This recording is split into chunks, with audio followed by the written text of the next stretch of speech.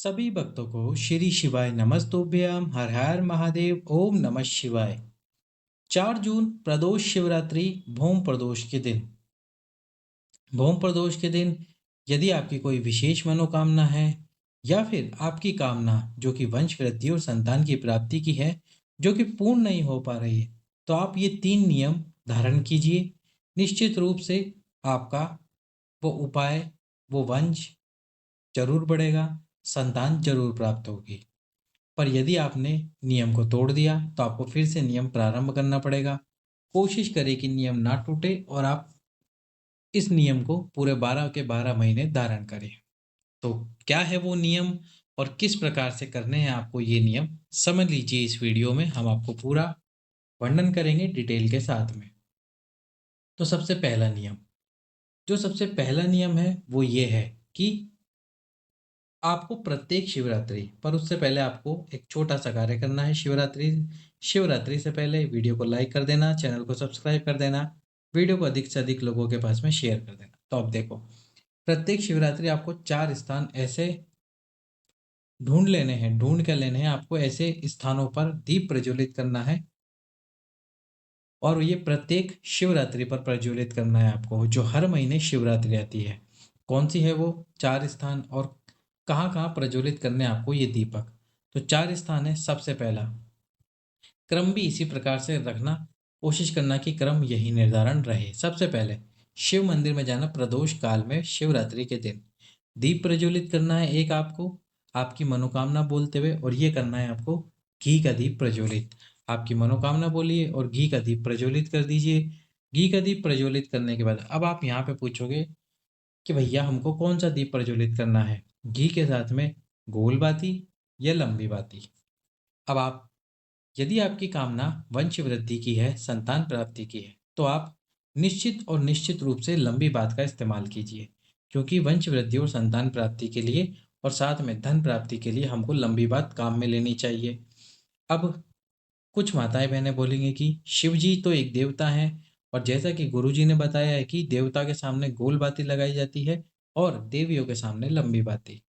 तो उन्हीं गुरु जी ने, पंडित प्रदीप जी मिश्रा ने अपनी ही कथा में ये बात बोली थी, यदि आप किसी कामना से, किसी बहुत विशेष मनोकामना से जो आपकी कई वर्षों से रुकी हुई है, उस कामना से दीप प्रज्वलित करोगे और उसमें लंबी बात लगाओगे, तो आप शिव जी के सम्मुख में भी ये लंबी बात का इस्तेमाल कर सकते हो।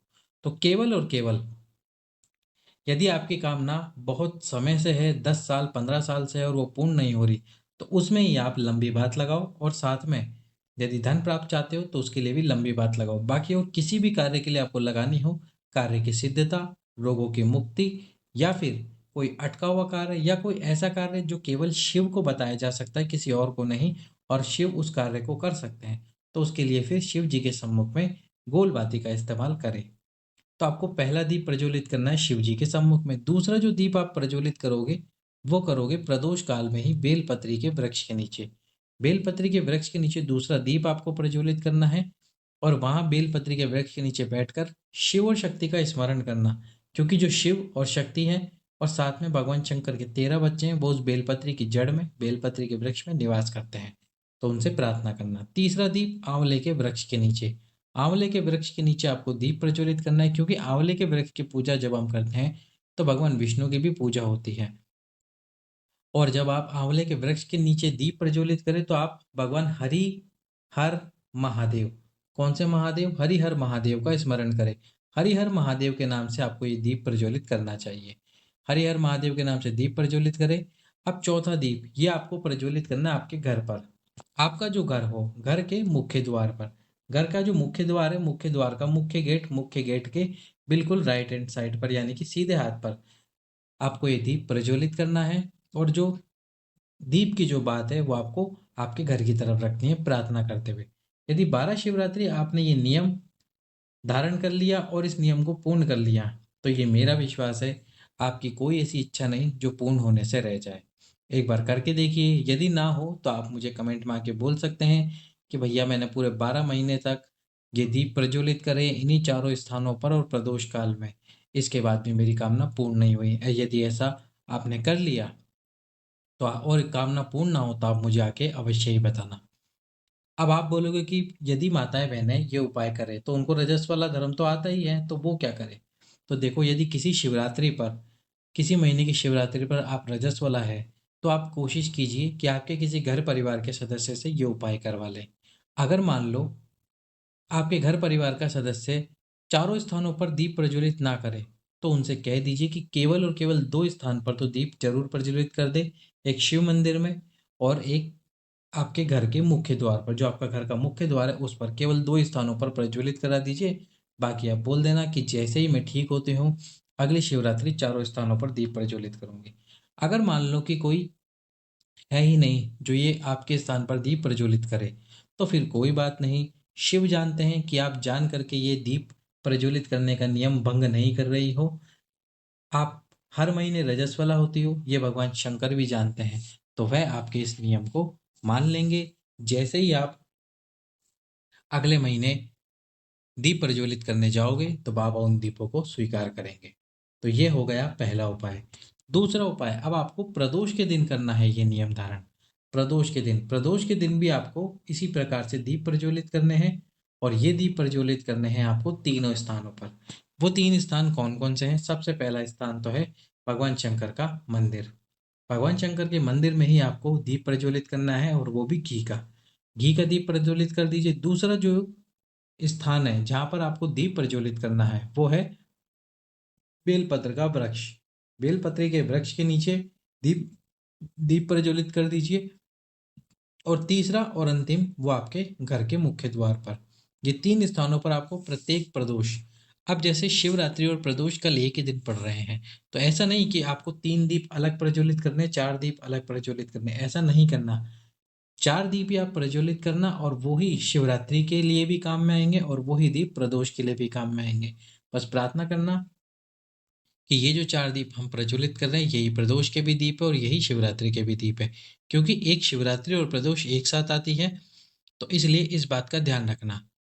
और बाकी जो दूसरी प्रदोष आएगी महीने की, उस प्रदोष के दिन तीन दीपक जरूर प्रज्वलित कर देना। अब तीसरा और आखिरी नियम जो कि है पशुपतिनाथ जी का व्रत। इस पशुपतिनाथ जी के व्रत का वर्णन मैं आपको कई बार कर चुका हूँ। ज्येष्ठ के महीने में आप इस पशुपतिनाथ जी के व्रत को शुरू करते हैं तो आपकी मनोकामना अवश्य ही पूर्ण होती है। कैसे करना है आपको ये व्रत, वो उसकी जानकारी केवल आपको छोटे से रूप में दे देता हूँ। 5 सोमवार का व्रत है, किसी भी सोमवार से शुरू करो। सोमवार के दिन सुबह जाकर पूजन अर्चना करो। जो थाली लेकर गए हो उसी के अंदर सुबह सारी सामग्री रख ली है, जो रख लेनी है, जो भी आप चढ़ाना चाहते हो शिव जी को। काले तिल मत रखना, बस इस बात का ध्यान रखना। शाम के समय पे आपको वही थाली काम में लेनी है, उसमें 6 दीप रखने हैं आटे या मिट्टी के, और मीठे का प्रसाद जो घर में बनाया हुआ हो कढ़ाई में मत छोड़ना, सारा का सारा प्रसाद शिव मंदिर लेके जाना है।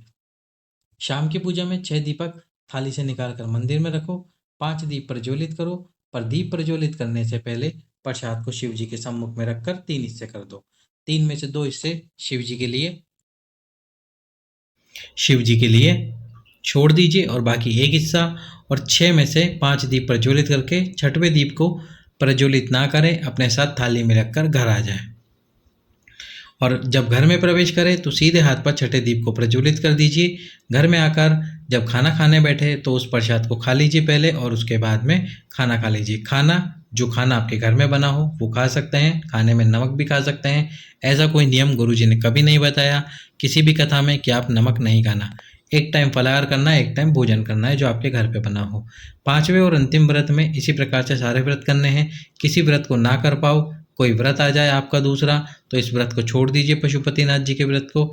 और इस व्रत को छोड़ के यदि किसी व्रत में आप रजस्वला है तो उस दिन केवल व्रत रखे, व्रत ना करें। और यदि बीच में आपको कहीं जाना पड़ जाए तो आप उस दिन व्रत रखें, शिव मंदिर में पूजा ना करें। व्रतों को केवल उन्हीं व्रतों को आपको गिनना है जिसमें आप शिव मंदिर में जाकर शाम की पूजा करते हैं, मीठे का प्रसाद लेके जाते हैं और 6 दीपक प्रज्वलित करते हैं। तो इस प्रकार से आपको ये दीप प्रज्वलित करने हैं। 5वें और अंतिम व्रत में 108 वस्तु समर्पित कीजिए उद्यापन करने के लिए, और साथ में एक श्रीफल जिसपे 7 बार आपने मूली का धागा लपेटा हुआ हो।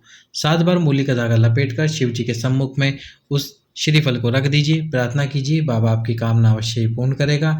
जैसे ही आपके 5 व्रत पूर्ण हो जाए 3 महीने का अंतराल रख के फिर से पशुपतिनाथ जी के व्रत शुरू कर दीजिए।